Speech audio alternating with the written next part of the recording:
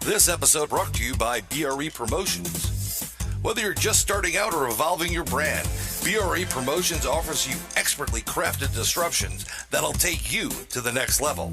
BRE Promotions. We make your business shine. Visit us at BREPromotions.com to schedule your free consultation. Hello, I'm Brian Bowden, host of NoBoBuMe.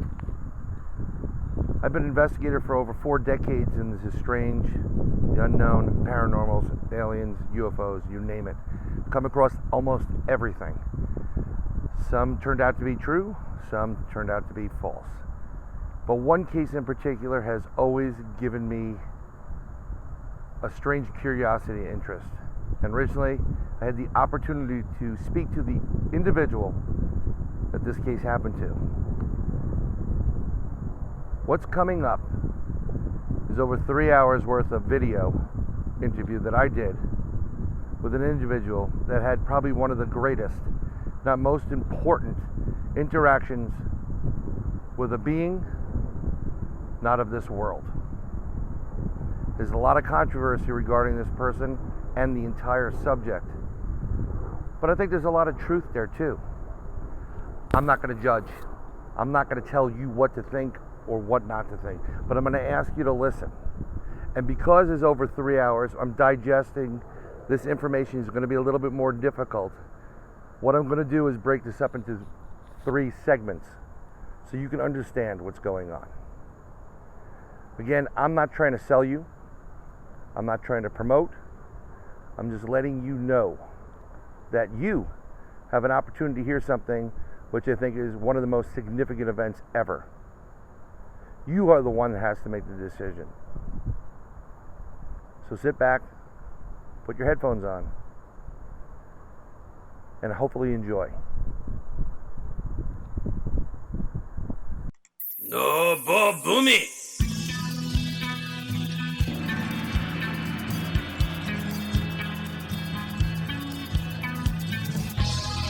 Hi, I'm Dr. Jonathan Reed.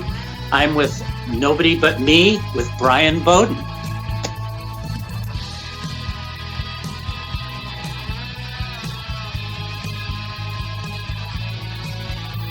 But it sold outstandingly, and I had people, taking practically truckloads of books to the mail, to the post office, to mail them out, because we didn't have distribution. We didn't have any of that, so we had to do it by hand. And I had volunteers doing this, and it just went crazy. And from those Art Bell shows, other things happened. People started saying, "Well, we want you to be our keynote speaker at the International UFO Congress, in 2 months." And I said, "What's an International UFO Congress?" I'd never heard of it. Right. And so we had to look into that, and I went and I was reluctant to do it because I knew there were still people after me. There were still people kind of hunting me. But we found a way to do it, and that's where we released the book publicly, and it was a very, very big triumph for me. It felt good. I got a lot of response back from literally thousands of people who said, thank you for writing this. Thank you for taking the time, to care about other people. This whole thing, I feel terrible for the experience that you had, the fact that people were trying to eliminate you, not only electronically or socially, electronically, professionally. They were trying to kill this man. They were trying to kill you, and they made several attempts. You've gotten shot. This is some serious stuff. They don't. There's no reserve when someone is out there to target you, to shoot you, to shut you up, to do whatever to stop you. You have the smoking gun. You have that information. We figured initially that once I released all this publicly, that it would lessen that. It would become, if it became public, then probably nobody would do anything to me. Well, it didn't work that way. No. It got worse. In fact, I have what I call a team of people with my security and my friends around me. I don't go anywhere alone. Yep. Some of them have died. Some of them have been killed in the last 22 years. This is a real serious thing, but there's also a good side to this that we haven't even talked about. And the good side is that I've become aware of this reality. I mean, I used to be a square guy who lived inside a medical box of knowledge and who didn't even think outside that box. Well, now I know what's outside that box. I know that we live with other intelligent beings that are probably far superior to us.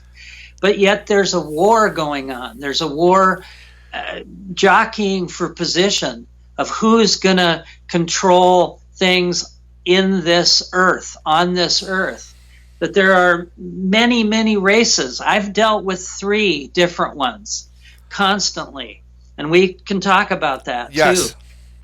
The Link artifact.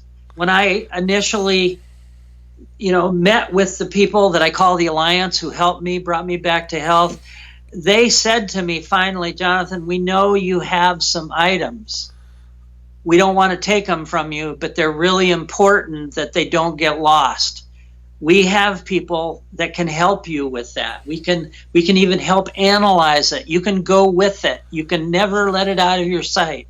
And we'll do that for you. They flew me to Osaka, Japan. I was just about to go there. They did a metallurgy test at the University of Osaka. Scientists, tremendous scientists, where they did literally almost a date chronicling the material that it's made out of and a breakdown of all of the isotopes and particles that this thing is made out of. And it's an incredible device. It's like nothing you could imagine. It's made of layers and layers of tiny, almost plant-like fibers that are alive. This is 1999, correct? When you're getting this examined? Yes. This was in 1999. And I could be wrong about my timeline, but publicly, civilian-based, there was no nanotechnology.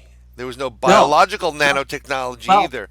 They barely had talked about nanotechnology. That was something that might happen in the future. This was the horizon, yeah. Right. Well, these guys, the scientists that were looking at this, said this is nanotechnology in a state of the art.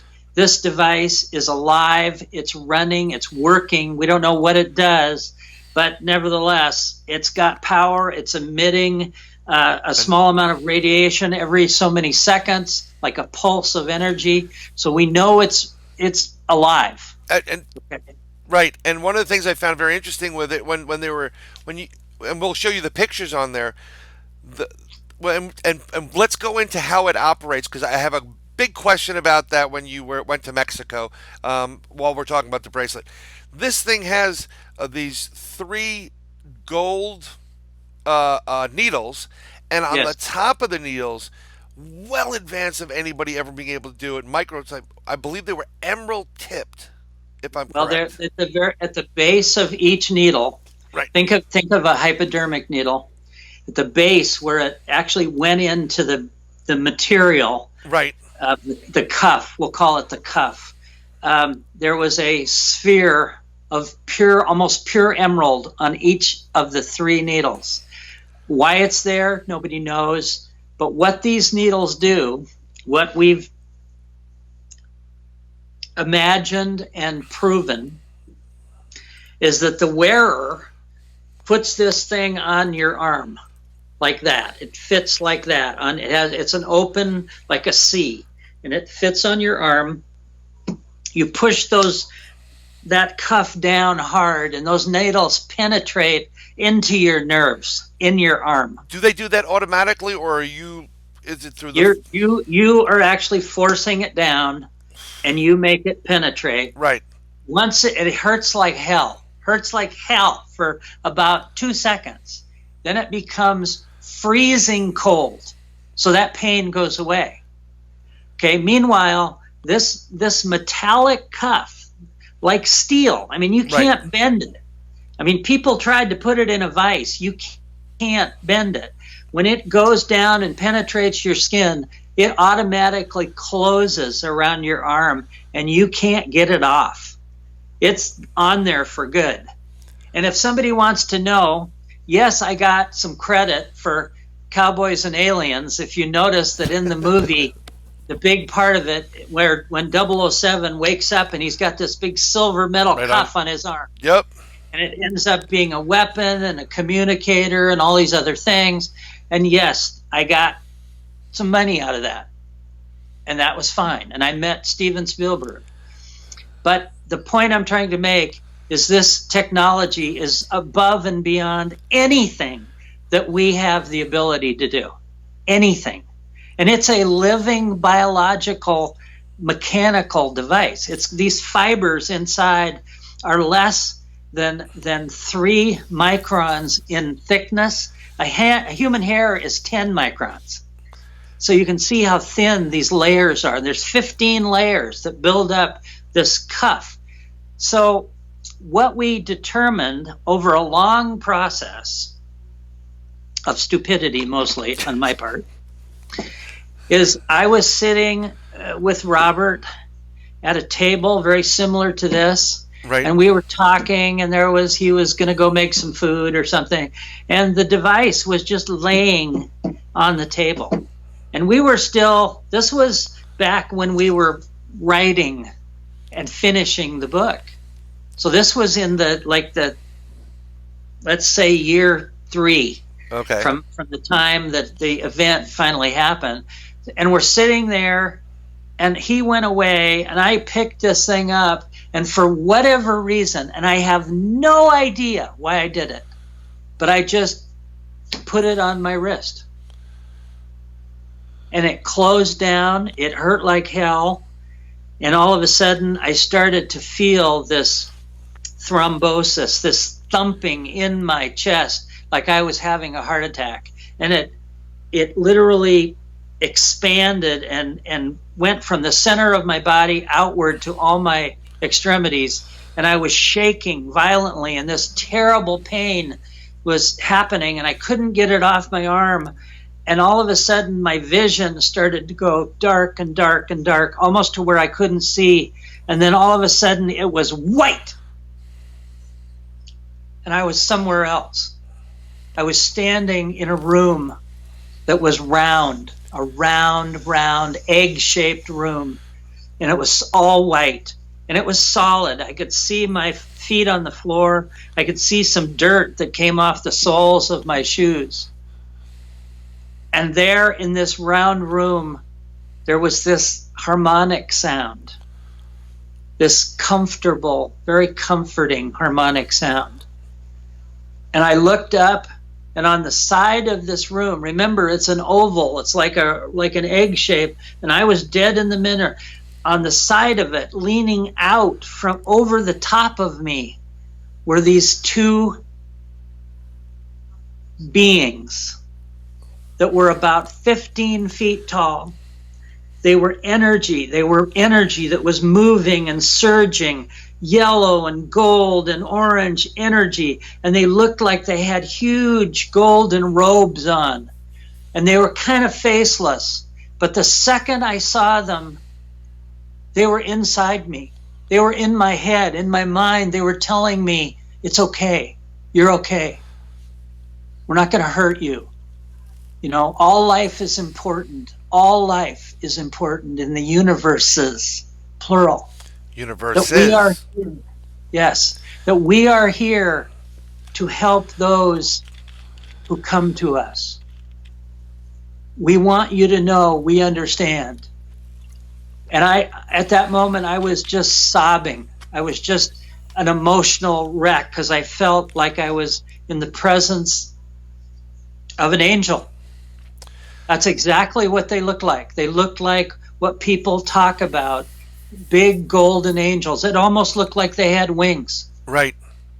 And I literally walked over, and they reached down with their arm, which was extremely long, and put it on my shoulder, put it right here on my shoulder, and touched me. And in that moment, It was like the greatest feeling I've ever had in my life. I didn't want to leave there. I didn't want to go anywhere. It was like being with your mother when you're a little child who comforts you and says to you, you're okay, you're safe, you're here, we care for you. And they kept saying, all life is important, all life is important. And I said, I don't want to go. And they said, we know, we understand, but you need to go back. You need to go back. And they sent me back. And when I got back, Robert was going nuts looking for me. I was gone maybe 3 minutes from the physical reality of being in that apartment with Robert. And he said, I just appeared right back in the chair, right from where I had left from. Yep. And I felt woozy, and I felt kind of sick, but not terrible, not like I did when I was in the woods, but it was definitely an experience that overwhelmed my physical body again. And I couldn't explain it. I was such an emotional wreck that it probably took me an hour to be able to actually explain to Robert what had happened. It was incredible. It was just absolutely incredible. And I was going to comment on this because you also did a demonstration of what Robert you just mentioned live, and you literally disappeared. And you see this; it's available. It's like a ball of light, a spark ball of light. You disappear, and people are looking, and then the next thing you know, there's another ball of light, and you're there. Right. What I wanted to know was, was it like when you met this entity? And I think at one point I read someplace where you were talking to it as an angel, or it was very. Do you think it was more like on a religious scale, like God, as in what we've seen in Bibles, or do you think it was an interdimensional type of guardian type of entity? Yes. Or both. These are I call them, either watchers or keepers or angels. I mean, you can use any word you want. I truly believe that this is what everybody talked about in the past when they said we saw the angels, they came down to us, they were, communicating, they were like filling us full of this compassion. I absolutely believe that's what they saw. They are entities. They are not religious. Look, I got to say this. I'm half Jewish and half Christian. So I enjoyed both sides of those religions, but not from a organized religion standpoint. We were very casual about it. I was taught both of the religions so that I could understand them, but I was never force-fed anything. Right. I am not an organized religious person. But I was always semi-spiritual. I always believed in God. I always believed in the compassion that people have for each other and that there's energy in that. But that was about the end of it. Now, it's totally different. Now I'm so spiritual. I know that probably there's more to do with the spiritual side of life and in a non-religious way than there is to the physicality of life. Right. So I believe the spiritual side is like 90% and the physical side is about 10%, which we live in. Right. And it's very confusing to everybody, except those who have thought it through, those who understand it. I being a scientist, always found it hard to say, well, you just have to have faith to know it's there. I had problems with that because it wasn't something that I could see and touch and feel. Well, guess what? I've felt it now. I've done this several times with this Link device. I've been able to be in the presence of these incredibly intelligent, gifted entities that are so superior to us. I don't even know why they waste their time with us. But they have a job to do. They are fulfilling a job. Their job is almost like if you could imagine an automotive building operation where they Right. have literally everybody has a job to do in the lineup. When a body comes through, they have things to do. They are in charge of the afterlife. I have seen what all I can call it is the well of souls. And I have since read about this. I have seen all these energy bubbles that are literally people, millions of them in this soup looking out this window. When you stand there and you think about somebody you knew that has passed, they come to you and manifest themselves in front of you, right there, right with you, just like you and I would be standing next to each other. It's a real thing. It's a tangible thing. You know, it's Right. not just in your mind, it's there. They can physically touch you. I've asked questions of my loved ones, of my friends that have passed. I have been there a dozen or more times. I have gotten to know the process. These beings have allowed me to learn what they are doing. They have allowed me to witness all of this and put it into some kind of context to believe not in them, but in the process, that the process is what's so important. And they live the process. They own the responsibility. Now, if God is the captain of their boat, they hail to that captain because they are doing his work and they are proud to be doing it. It's incredible, Brian. It's just incredible. It's very. One of the things I was wondering is, are they acting as a teacher for you when you go back there? When you're present and you're able to put the bracelet on those several times you've done it, were there lessons learned? Because most of the time what happens is, and I'm thinking very much like those near-death experiences, or where people die and they have this tunnel and they meet these angels and they say it's not your time, you got to go back. But sometimes there's a message learned from that. Sometimes you gain something else from it. This And, has like- become truly a teacher and student. They have allowed me to be the student. They have allowed me to ask them questions when I don't understand something, and they try to facilitate me with an answer that makes sense. Now, they're not talking to me like I'm talking to you. They're inside my head. They are, if you want to say it's telepathic, then that's an understanding. Right. But it's so much more than that. It's so much more vivid, and that language outweighs our language 1,000 to 1. It makes our speech inadequate, totally inadequate once you have dealt with that. I have made thousands of notes in the last 22 years.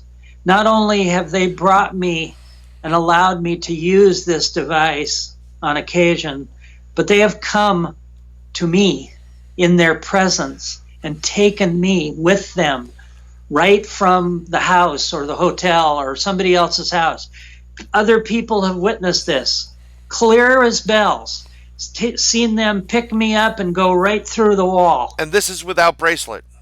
This is without the bracelet. Okay, so now there's a connection made, and I'm being allowed to witness this. This is and great. to This is fantastic, actually. chronicle it. And you know, this is a good time for me to say, you know, I wrote this little book with Robert, 22 years ago.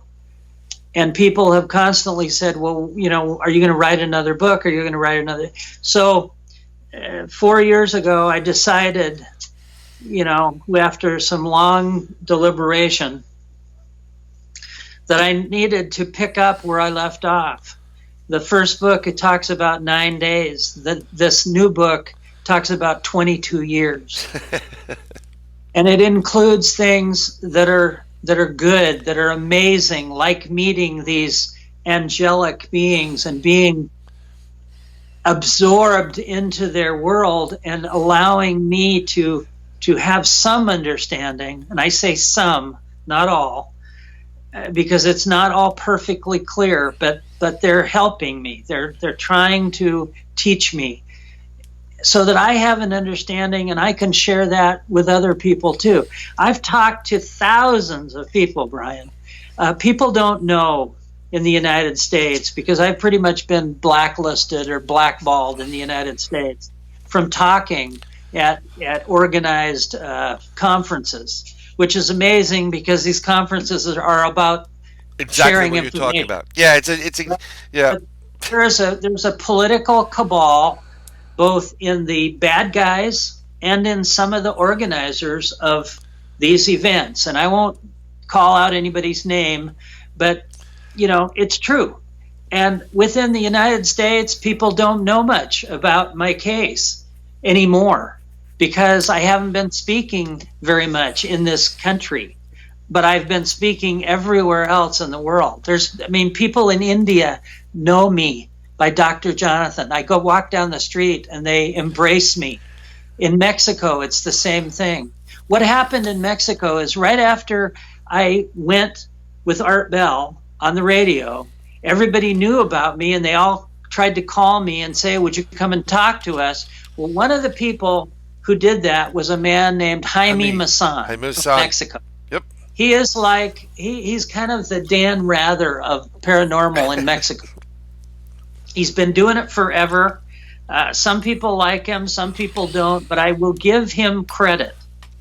He took me and my case under threats of death himself and took me to Mexico, put me on a 2-hour program that was kind of like The Tonight Show. Yeah. But for that night, they changed it. They changed it and made it dedicated to my case. And they did it for a reason, because I figured I'd be dead within a couple of weeks. And this was an opportunity. Everything that I began doing was, well, I better take advantage of this opportunity. I better do it because I may never get it again. This opportunity was to go on the Mexicans' biggest television show. Like I say, like The Tonight Show, that was live, right? All over the world. The name of the show is called Otro Rollo. Yep. And it was well known. It had a host kind of like, the old Johnny Carson kind of thing. But they prearranged this wasn't a comedy. This was a very serious show. Jaime went on there, explained in Spanish. I talked in English. They translated it into Spanish. I took Robert and some of my other teammates had witnessed all of this stuff. Right. Dan McAvoy, who was a researcher, Dan McAvoy Sr., is a very avid UFO investigator, 20-year veteran. He followed me around for almost 2 years, 24/7. He lived with me. He saw all of the bad stuff and the good stuff happening. He witnessed me use the Link artifact right next to him. He saw me disappear and he saw me come back in the same room, in a locked room. So it wasn't like a magic trick. It wasn't, right. But he witnessed it. He went on this television show. He is an Army Ranger, paratrooper, a man of honor, a medal winner. And he said the truth. He told what he saw and what he had investigated, and that I am who I am, and that no matter what anybody says, no matter what you read out there, it's not true. What happened to me is what I'm telling you now. It really did happen, and it's still happening. And that television show exploded everywhere in the world. Every Spanish-speaking country broadcast that show, and it was rebroadcast 11 times during the next 3 years. It had the highest rating of their television, only higher by their football game. And their national football that's game. Very impressive. I watched the footage from that. My Spanish is very, very bad. Unless we're dealing with curse words. There's one with English subtitles. Right. No, and I was but I was listening to you because I was understanding what you were doing. That's why when I saw you put that bracelet on, and when I saw the reaction and thrombosis in your chest, I was blown away because yes, they did have the ability to do special effects back then. Okay, we're not going to deny that, but Somewhat. somewhat. But this was live TV. Yes. I mean, it was in front. There was live reaction, and it just blew me away, just to see this. And so that link bracelet has always or device has always been one of the things where did anybody else try that bracelet out? Was anybody else allowed to use it or not? Robert put it on one day when I had gone to the restroom in his apartment, and all of the process happened to him the same way. Right. He said he winked out for a second and was back, and then he was sick for about a week. And really sick. I mean, really like the terrible flu that I experienced. It's not a toy. It's a huge responsibility. I don't know how I was chosen to do this, because I think there's a lot of other people in the world that should have had this responsibility and could have done better with it than I. But nevertheless, I've had to accept it. In recent years, and the story gets bigger and bigger, and I don't want to confuse people. Right. But I went to Peru. To go to a conference to meet some other people, and some of the people I met were cosmonauts from Russia. Some of the active cosmonauts, and one of them that was with them was Marina Popovich. She was one of the first women who was a jet fighter pilot ever in history. Right. She's got books out. She died a couple years ago, but she became just like an aunt to me. I stayed in her home. I met her family. These other people, the other cosmonauts, let me think of their name. Gennady is a guy who's been on the SSI, International Space Station. Sorry, said it backwards. Dyslexic. But he's been up there 2 or 3 times. After I met him, I got a phone call on my birthday. And some operator said, "Hold for the International Space Station." That's one heck of a birthday call. And it was Gennady saying, "Happy birthday, Jonathan. Go outside. I'm 200 miles straight up." And lo and behold, that's what he did. Great guy, great people. I'm telling you this for a reason. When I knew them, when I went and visited them, they took me to a seminar thing in Russia while I was there. And I met some scientists who actually knew who I was, who talked to me very civilly with great respect and said, "We know you have the bracelet." And they said, "Would you like to see the one we have?" And I said, "Wow. Yeah." And so they brought out this case and unwrapped it, and it looked very similar to the one that I have, but it looked older and it was partially damaged. And they said theirs does not function. These people were private scientists that have organized a communication group to communicate with them directly. They have been doing it for about 10 years, and I have become part of their group.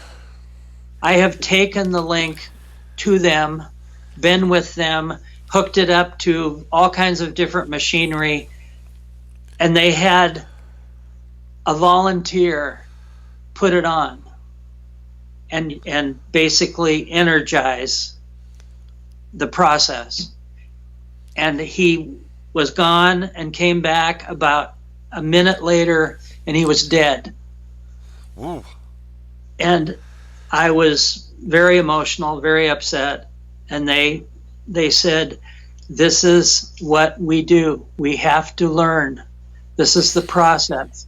So another person used it about a week later, and he was fine for about 3 or 4 days, and then he died.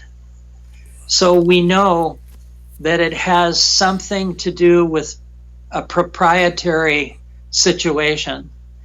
Not everybody can use it. I don't know if the owners are making the device kill people. I don't know that. I can't imagine that, because they are such soulful, loving entities.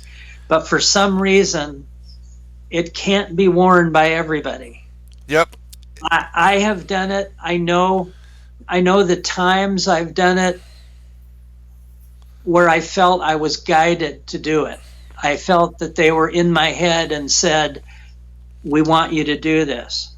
There are times where I put it on and it closed and then immediately opened up and did nothing to me. Nothing. Wouldn't function. So I believe how it works is it's like a cell phone or a pager. You put it on, it basically analyzes your system, does something to your body, codes it, who knows.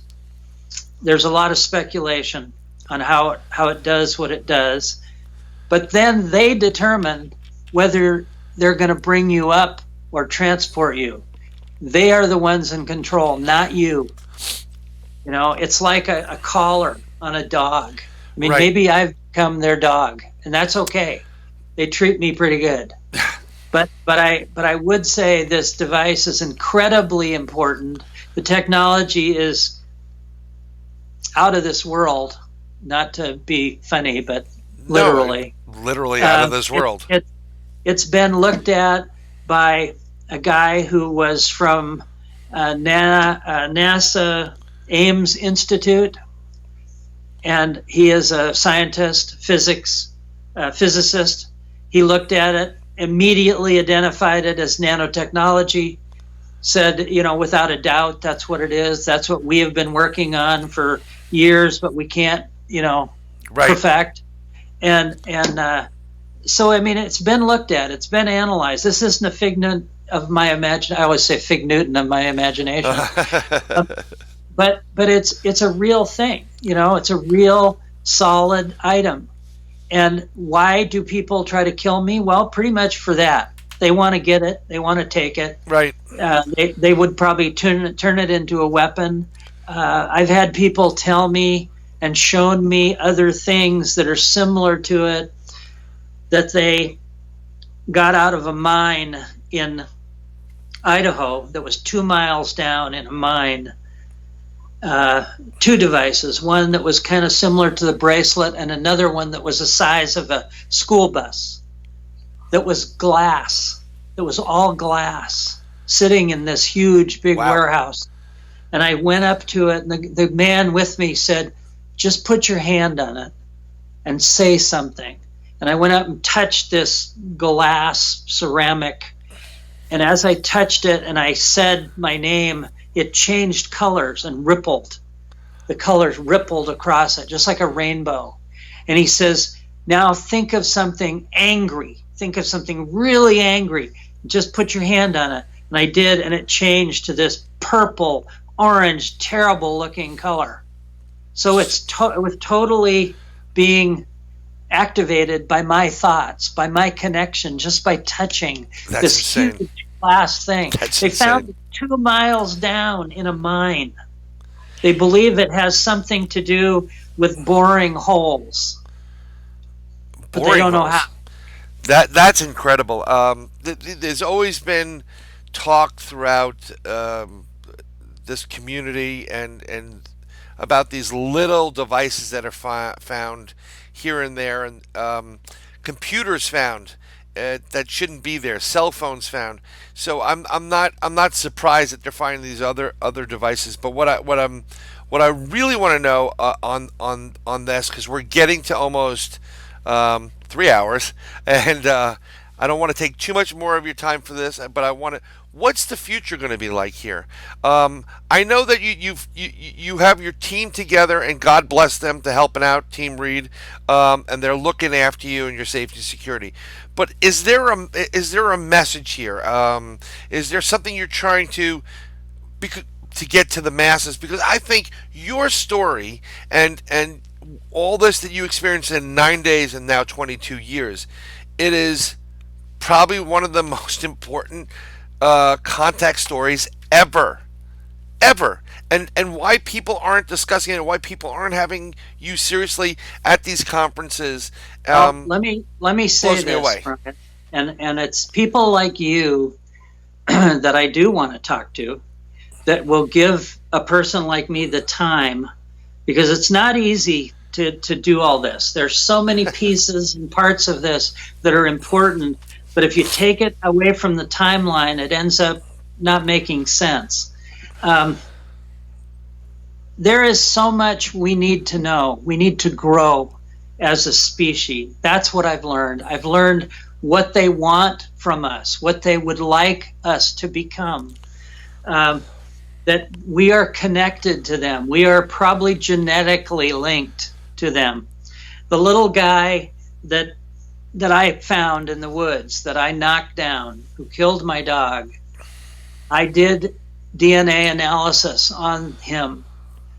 I took samples of his blood and his tissue and his cranial material to the head pathologist of the University of Washington Medical Center, who was a friend, but was a serious scientist. And I took it and said, I don't know what this is. Can you figure it out? Right. And he says, okay, I'll figure it out. But, whatever I find, I'm going to tell you, Right. And I didn't tell him that it was from an alien. I didn't say anything like that. I just said, do your job, please give me the report. Now, when this was done in 2000, we didn't have the sophistication of DNA analysis machines. We didn't have them hooked to computers. This was not an era, a time where it took, 20 minutes to kick this thing out of a computer. This took almost a week of 4 or 5 people doing all the sampling, doing all the microphonesis, and doing, all the gel samples and all the process. The chemistry was enormous to do this. He did it for me. He came up with the results that he couldn't believe, so he retested it a second time and got all the same answers and said to me in person, Jonathan, I have to publish this. It's an incredible find. This doesn't exist. This is a hybrid human. And he said it's got 46 chromosomes exactly like humans have, but 9 of the pair are different. And the only thing I could come close to, he said, was dolphin and tortoise for these 9 pair. Wow. But everything else was human.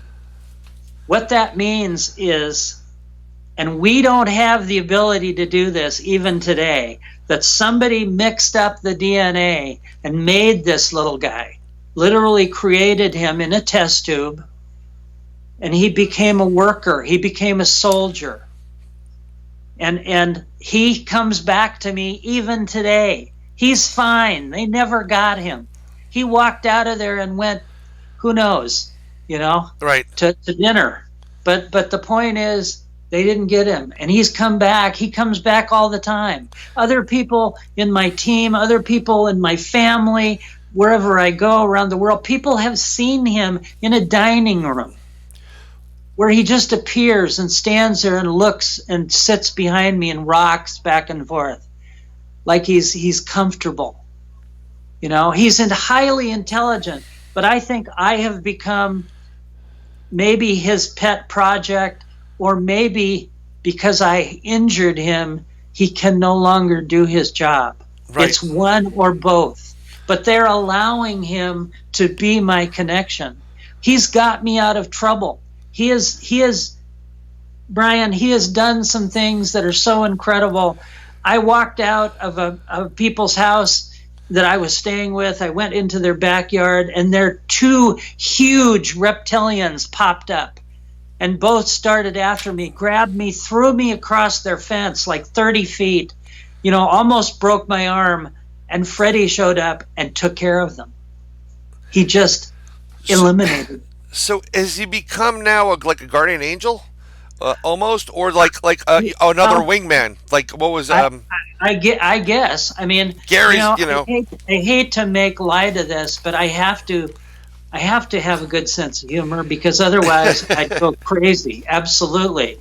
But he's proven to me that he is my companion in a lot of ways, that he has gotten me out of trouble where I could have been killed. And he has, on 2 occasions in 22 years, he has saved my ass, for no, better way to put it. But he's an incredible entity. He's smart. He's witty. He likes our sense of humor. I don't think they have a sense of humor. He likes to take things that were in my past, in my mind, and replay them, and then he jokes about that feeling. He gets to experience that when he's replaying it. And when I heard about him coming back to you, and your interactions, and then we're discussing this for everybody listening, one of the things I was thinking is that, even though we're different, everything, genetically, physically, yes, whatever, but the fact that this creature has the ability to literally understand you better than you, because he can kind of get into your deep, of your psyche. He understood the feeling and what it felt like with your, Susie, and that love and that connection, and that, and it's intriguing because a lot of my research has pointed to the fact that a lot of these extraterrestrials, a lot of these creatures that are coming here interdimensionally, have it's zero emotion. It's 1 + 1 is 2. That is it. And when you meet something that possibly does have emotion, it's a wonderful thing. Emotion. It's makes us happy. It makes us sad.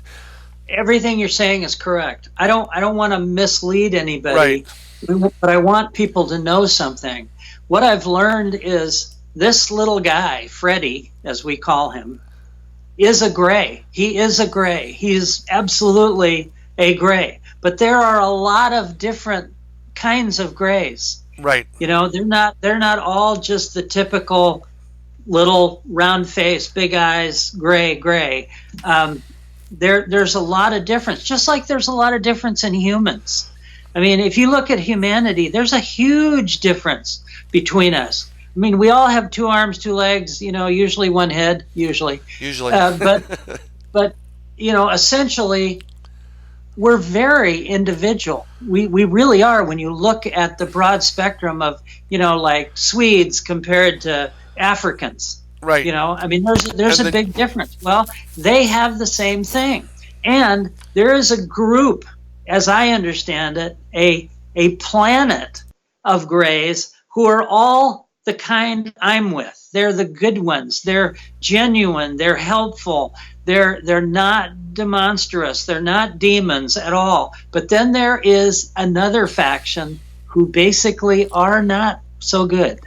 And they do things and they treat people bad. And a lot of these, as I understand, are a lot of the ones that abduct people against their will and do a lot of the experimentation and the testing and all of that. Those guys are kind of rough, as I understand. Those are the ones that they get the bad rap. Right.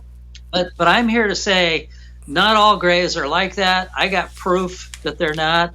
And we just need to understand, it comes back down to humanity and what that word means. We have to be human. We have to be more understanding and compassionate to all life, which I know I never was, but I am now because I see the reason for it. I see the meaning in it. It's real simple to say all we need is love, like John Lennon, Beatles said, but It's really true. It's so literally true that it's hard to conceptualize, because the loving feeling, if you look at that in a scientific way, harmony is frequency. Okay, it's a vibration. And if you change that vibration and you tune it, you get it just right, then it's wonderful. And you can literally, it's an energy. It is an energy. Yes. And that I'm not speaking, spiritually, I'm speaking scientifically. I mean, you can drill holes with that energy if you do it right. Oh, yeah. But the point is, that is such a powerful thing that we really have barely touched on.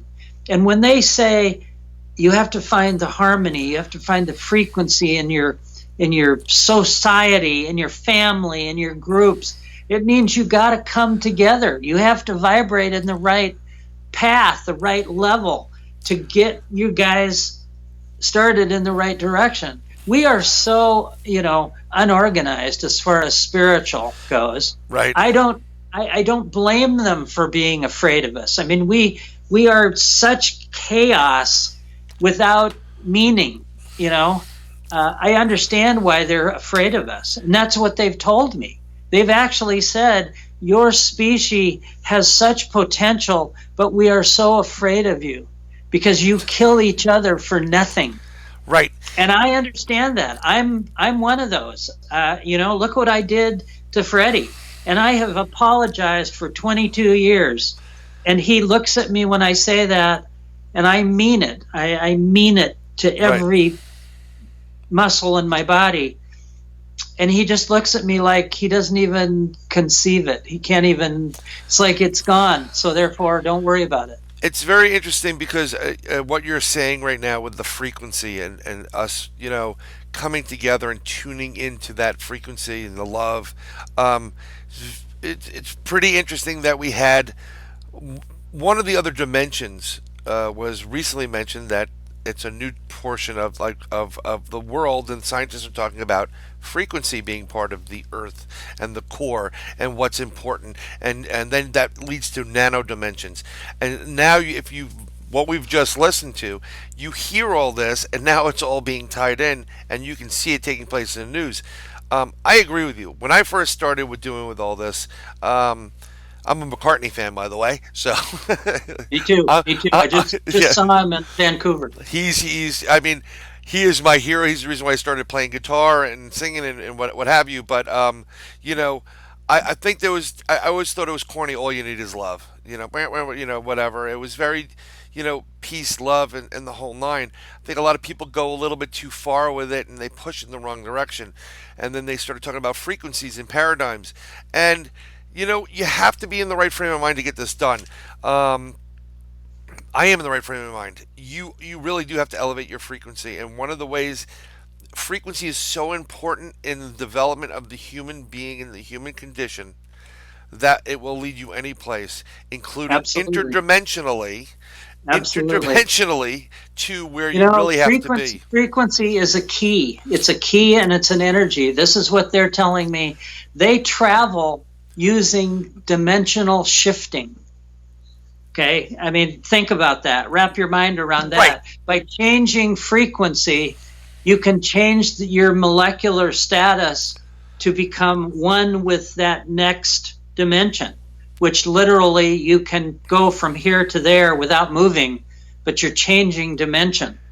Hence, right. And that's what they're using a lot of. And hence, what happened to you when you were carrying him from point A to your Jeep? You unknowingly, or maybe it was connected because of the whole connection there, used frequency to get there faster.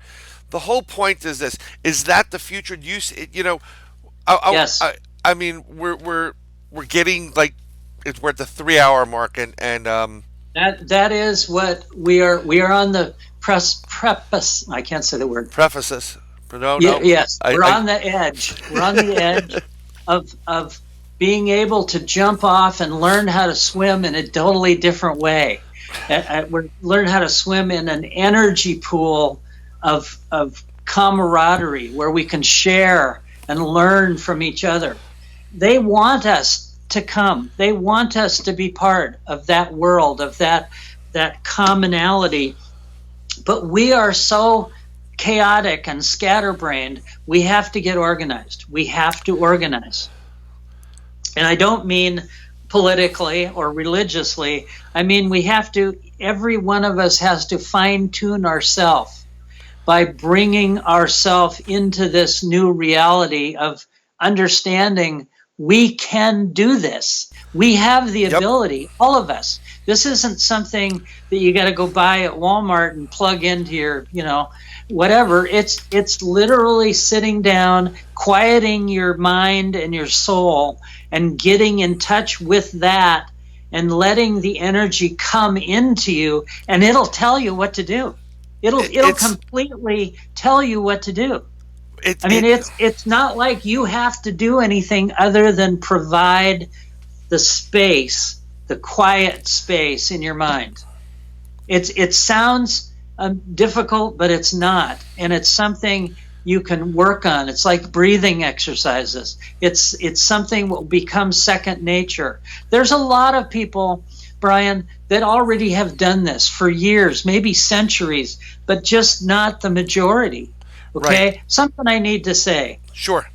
I'm not important in this. I am not singularly the important. This is happening to thousands of people all over the world. I just was crazy enough to take pictures and to have, the artifact and the device. I was nuts to bring the body home.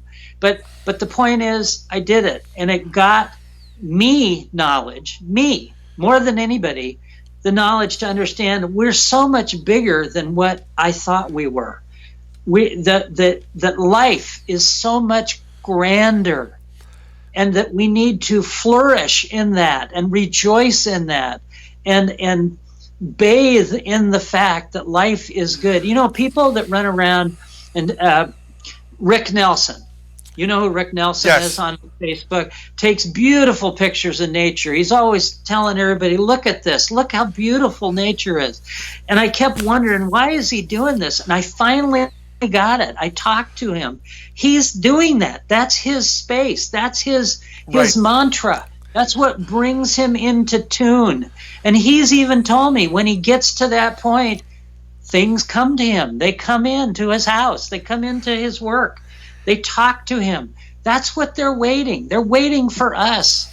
We have to give them the opportunity to see us at our best, to open our head, to get away from the aggression. And hey, I'm the guy that's telling you this, and I'm the one that beat one almost to death with a stick. Okay? But it is true. It really is true. This is what they've told me. In 22 years, in a nutshell, we got to bring this together. Otherwise, they're not going to be able to take us to the table, the galactic table. And they want to. They want us to evolve. And I don't care what word you use, like ascension or, going into the dimensions or whatever word you want to use. They just want us to get to the table so that they can help us more. Look, we are part of them. We are a part of them.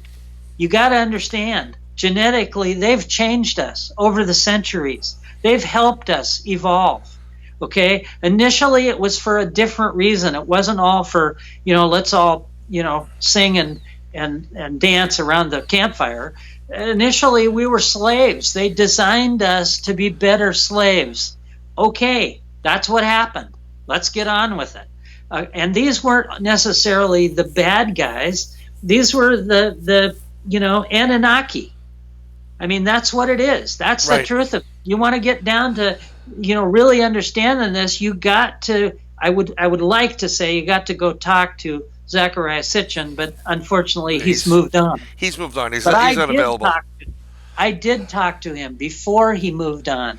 He told me absolutely this is where we need to go. This is the truth. The writing is on their walls. Read his books. It's probably the best source of understanding where we came from. And I agree with you wholeheartedly. One of the problems we have in today's society is that these people, like get discredited, and Zachariah's really getting discredited, and people are just putting you to the wayside and then going off on some other theory. The fact is, he really was at the forefront. He was extremely intelligent, and very important message.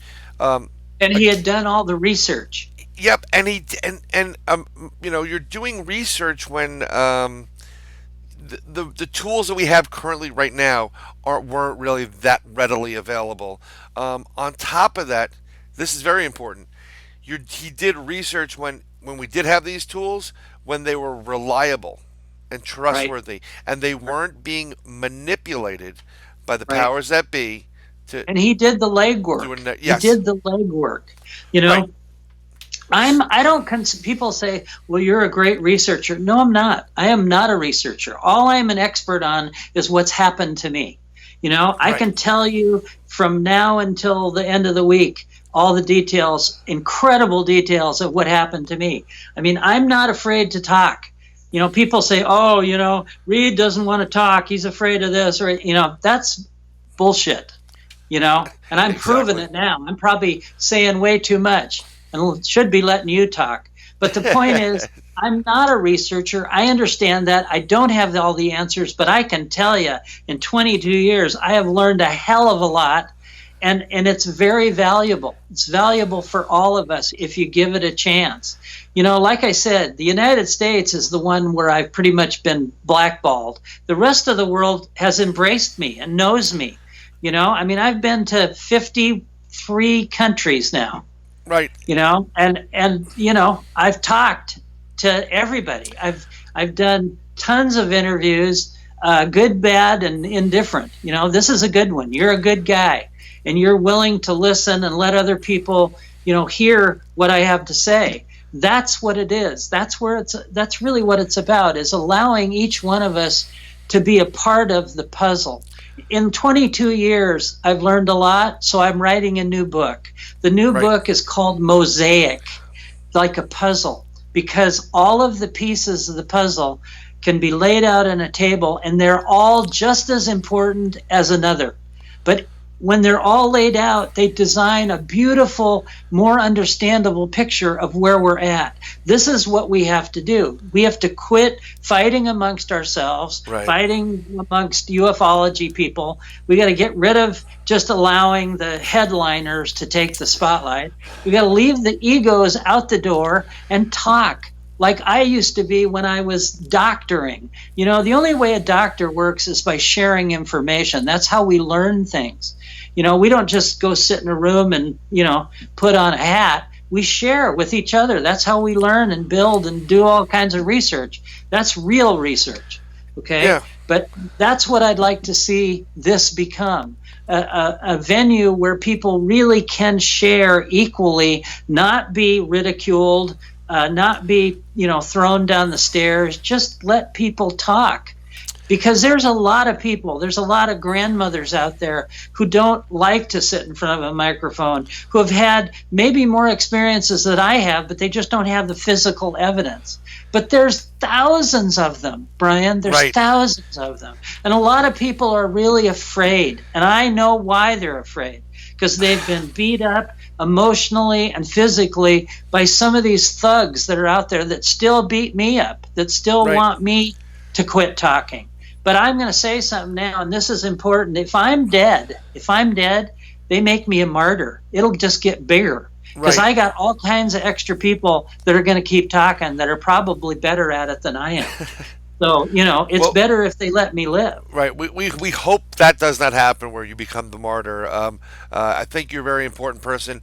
And I think a lot of these people that have been on the evil side towards you, and I think they realize that we're at a point right now where I'm going to say that the jig is up, and there's no more point to doing it. You always have those sadists that yeah, okay, well, I like to kill people, but in general they're like, back off of them, just let them go. It's happening whether we like it or not. Well, unfortunately, some of the greatest people that we had, voices that we could count on, that we could trust, have been killed. or Right. have died under suspicious circumstances. One of them was my friend, Art Bell. I mean, Yeah. he was as healthy as a horse, but yet he died suddenly. I believe he was killed.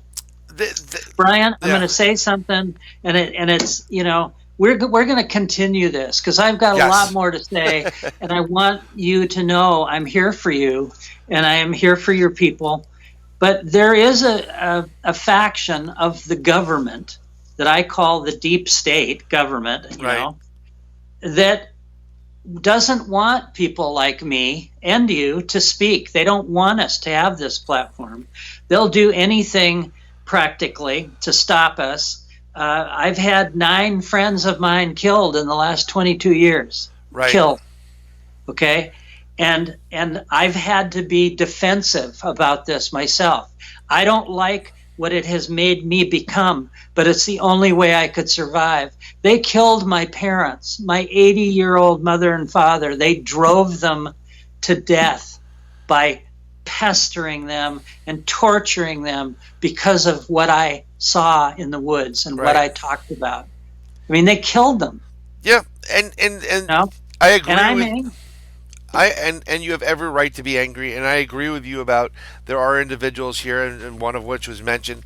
I think there's more to a lot of stuff that's going on here, but I also what I definitely did notice though is this change in frequency. It's Yes. it's happening.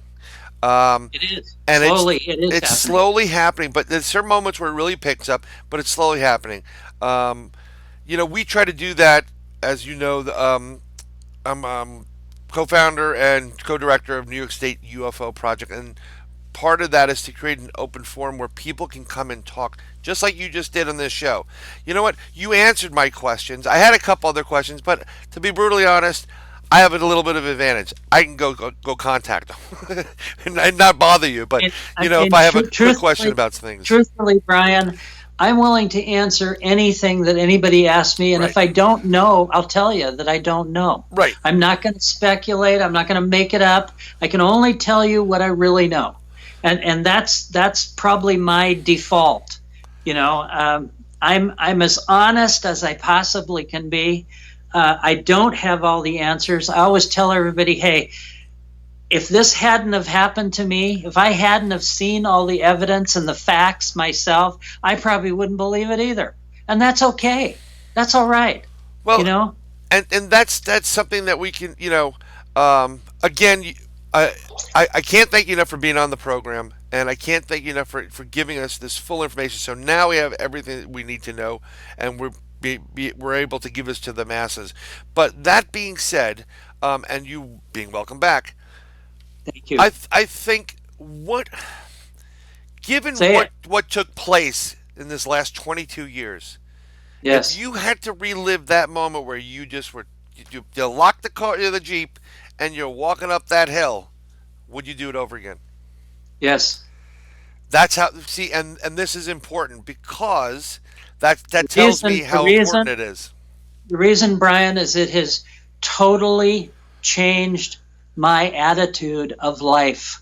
It has shown me how powerful the issue of life is, the gift of life that we are given. And I'm not talking about, foo-foo religion. I'm talking about the power of the energy of life that we are, and the ability that we can do so much good with it that we don't know. We don't even understand it yet. Yeah. But I know that we have the ability to move mountains if we put our head in the right frequency and the right dimension.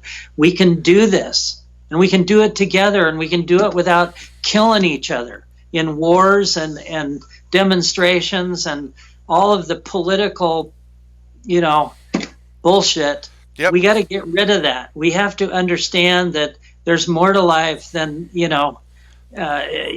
having something greater than your neighbor, a better car, better house. We got to get rid of that. Money is a very destructive tool when you really think of it from my standpoint. I had a great job. I was making $300,000 a year back in '96. Right. And I went from that to nothing, to living on the street and eating out of dumpsters for 10 months. I know both sides of that stick. I know how I've had to live and how I've had to survive, and I'm not proud of that, but it's part of me. It's part of what I had to endure to be here today. And I'm saying it again, this isn't just about me, it's about all of us. We have to come together as a unified species. We have to learn to accept our flaws and our faults and not be afraid to lay them on the table and to ask for help from these other entities that are so much smarter than we are. They might be, some of them, a million years advanced from where we are. Right. Okay? They may be, some of them, I believe, are us in the future.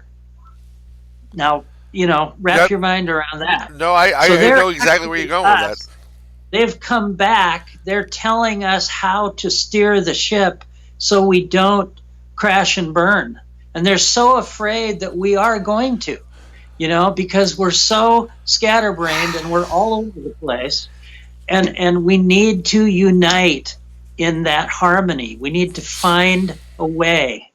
Buy a tone generator that produces this sound and everybody just tune into it. And I'm almost being serious. We can do it. I believe in us. I believe we have the strength to do it if we really want to. And I know that's what they want. They are hoping we do, because they are us and we are them. I think we're at the point where we're on that cusp. We're on the train and we're getting moving. And I think the more and more people start getting involved in it, they get it moving. There's a lot of changes back and forth going on. Yes, there are powers that be that are going to try to stop us, try to play around with frequencies and different dimensions by doing experimentation or purposely hurting people. But I think we're on a better path. And you know what? With people like you being out there telling the story, it just validates. It continues to layer and layer of validation of what's going on. Our listeners that are listening here, besides the link book, and you're talking about Mosaic, is there a way they can get in touch with you? Is there a way they can follow what you're doing and be part of, and I call it Team Read? Well, part of Team Read is kind of a different thing. But Team Read's there, yeah. They can follow what we're doing.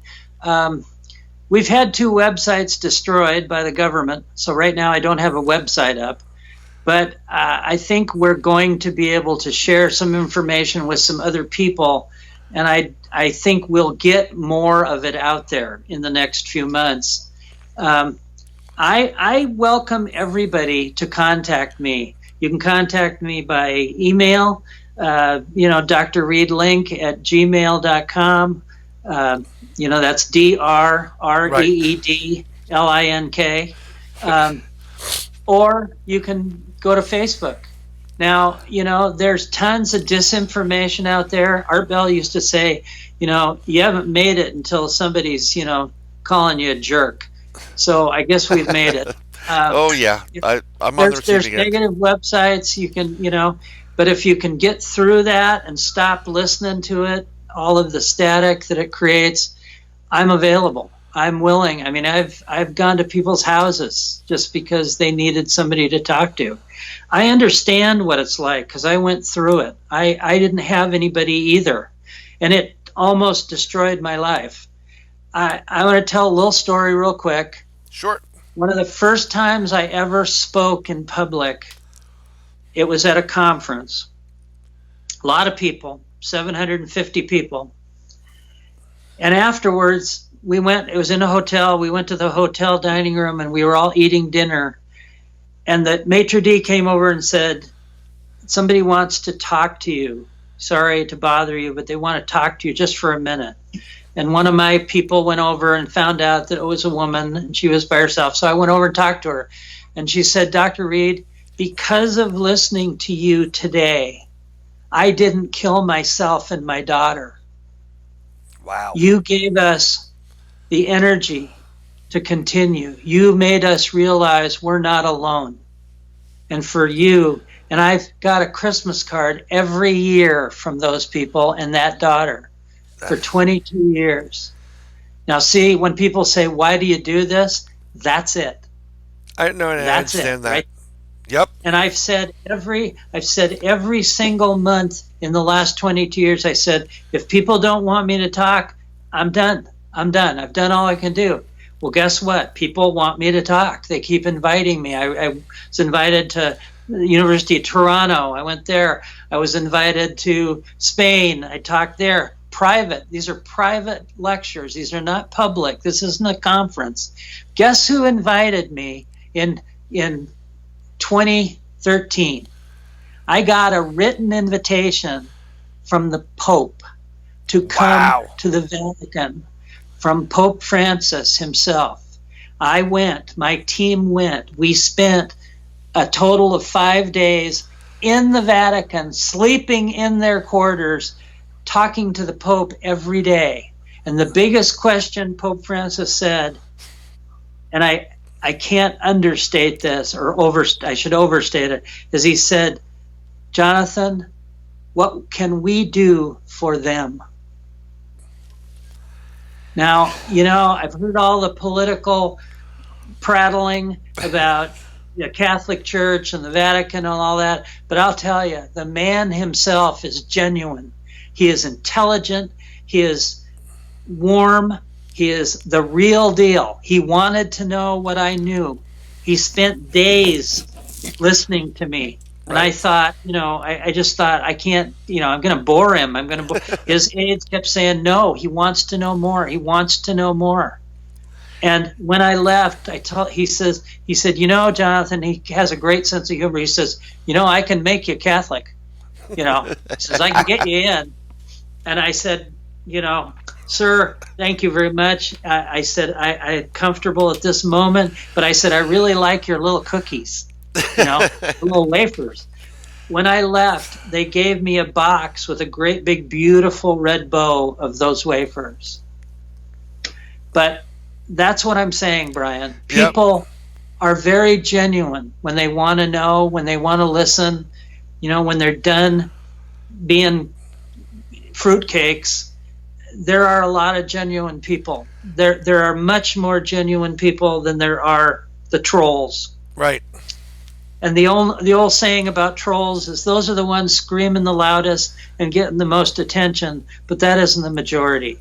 The majority wants to know. They are caring individuals. Humanity has a chance to evolve, and that's what I think we need to do. Yep. And I'm here to try to help that. They've left me in a position where I have nothing else to do. I keep saying, I don't think I'm good at this. Somebody else, you would probably be better at this than me. And they keep pulling me back in. People said, no, you got to do this. So, I'm an old man at this point. I've done this for a long time and I need help, and I'm trying to rally the troops, but I need help. I need help from all your listeners. I need everybody to band together and start being a little bit more supportive to the guys who maybe aren't in the spotlight. Right. Maybe those guys been in the spotlight a little too long. Maybe we need to listen to the mom and dad and some aunt that never has spoken before but has had an incredible experience and is a piece of that puzzle. That's what we need to do. That's my hope. That's my direction. Well, hopefully we're going to get that done. I cannot thank you enough for coming on the program and giving us all this information. I really do appreciate it. And my pleasure. On top of that, I thank you for your friendship as well, because you've been there at points. I use social media as my own mountain, so I start screaming stuff, and he checks in once in a while. That psychologist kicks in, you all right? Right. Try tequila. I'm like, oh, rum. We'll play games like that. Tequila solves everything. Well, I couldn't do that, otherwise I'd fall asleep on the rum side. But yes, But I really do want to thank you very much for coming on. Unfortunately, we're going to end it for 3 hours. I got to figure out how we're going to do this, whether it's going to be one long video or we're going to break it up, and because I want to be able to have everybody let it sink in. Right. And I may do both, actually, so we'll figure it And out. I'm here for you. I'm here for you. If you want to do this again, Sure. I'm here for you. Okay. Like I said, my program, as well as anything relating to the Goblin Universe with Ron Murphy, we want to do this for you and for our listeners. Our listeners are asking for this stuff, and we agree. This is why we do what we do. So this is your house. I'm proud of what you've done and what you're doing, and I think if we could do it more often, and I don't mean just with me, but I mean everybody out there, if we can find a way to harmonize ourselves and get together in a bigger way that's more of a life experience way, I think we will evolve. I think we will be invited to that galactic table. Yeah. But we got to find a way to quit the violence and and I know that's being overly optimistic, but I just know it's a real reality. Yep. It'll happen. It may not be in my lifetime or my kids' lifetime, but I know it's going to happen. Well, something else that we, barely touched on, but something I've learned, and I'm not talking religion, but there is a real power to the fact that there is good and evil in the universe. And it is black and white. It is so black and white. In amongst the human race, I think it's gray. But out there in the universe, they see it as black and white. They see, they even try to bring the evil into the group, to make them less evil. The good ones are trying their best. Right. They're trying to settle the dispute instead of warring. And there are some entities out there that are truly just warriors, and that's all they do is kill and maim and destroy. That's all they do. That's all they know how to do. They don't even want to listen to anything else. And unfortunately, that's a part of that universe, and it's something we have to accept. But we just can stay away from them as much as possible.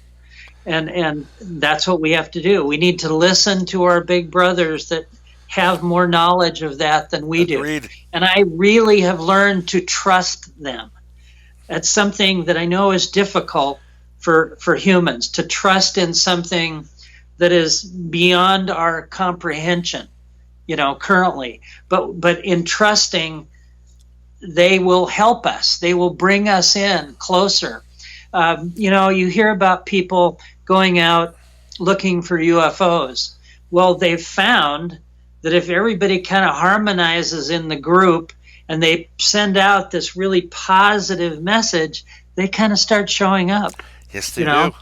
And a lot of those aren't necessarily manned, because I found out that a lot of the orbs are like tentacles that are, they're like drones that are sent out, but they're aware of everything. And they'll do for you almost they'll entertain you if you can get in this right headspace. I've seen things that are just phenomenal. In New York, even, I was there with my lawyer friend, and he had all these night vision goggle things and a big laser, and he's out there like dancing and talking to him like a crazy man. And I'm thinking, this ain't gonna work, and the police are gonna come. But lo and behold, they came. Yeah. They came. The biggest ball of light I've ever came was 50 feet off of his garage. Yep. And then just shot like a shooting star. I mean, I saw it right in front of me. It was incredible.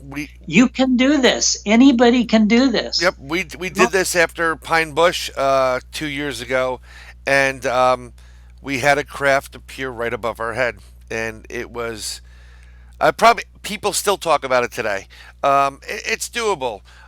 Just don't fall into the protocols that people put out there. Right, do right, it yourself. You don't need to follow protocols or that's right. pay for You something. can totally do it yourself. It's just tuning yourself. Fine tuning your head. I am Brian, I am going to do something that I don't normally do. Sure. But I was invited to go to Alien Expo in Knoxville, Tennessee, in about a week and a half. Yes. Okay. Now, officially, I'm not speaking there. I'm going as a spectator.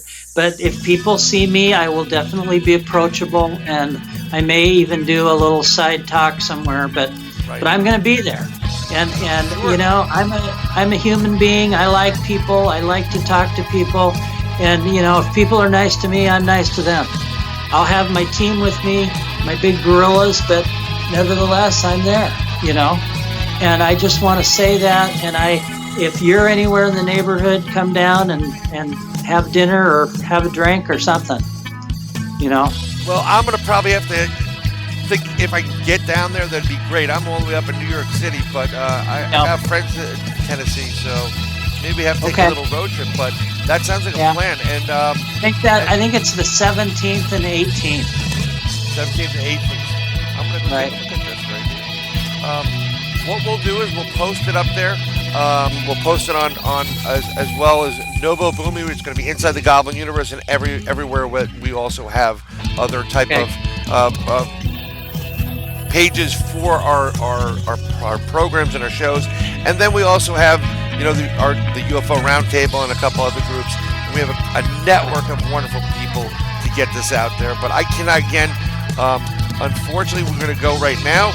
But I can't thank you enough. Love you, man. Well, I love you for being on, and I appreciate it, brother. And what we're going to do is we're going to get it out to the masses. Thank you again.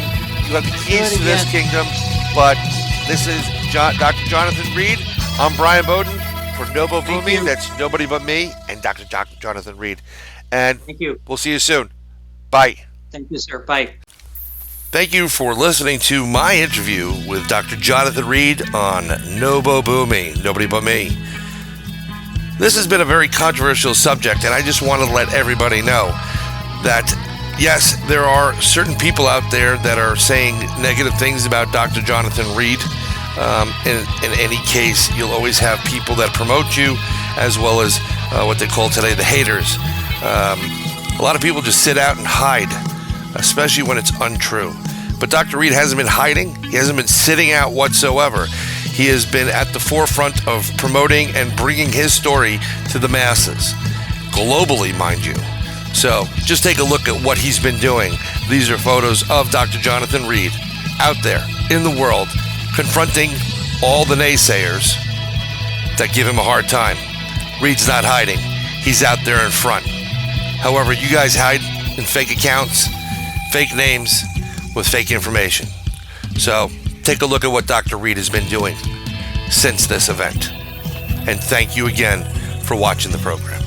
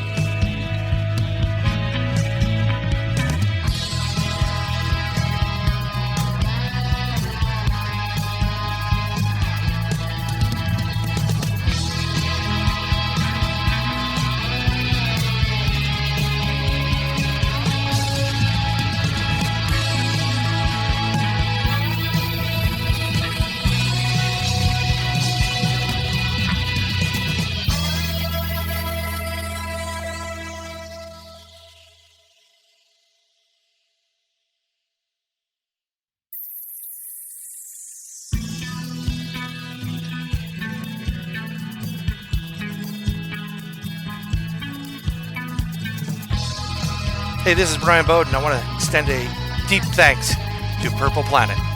You guys rock. You're listening to NoBoBuMe, where we explore deep inside the Goblin Universe. The opinions expressed on NoBoBuMe are of that of the host and his guests.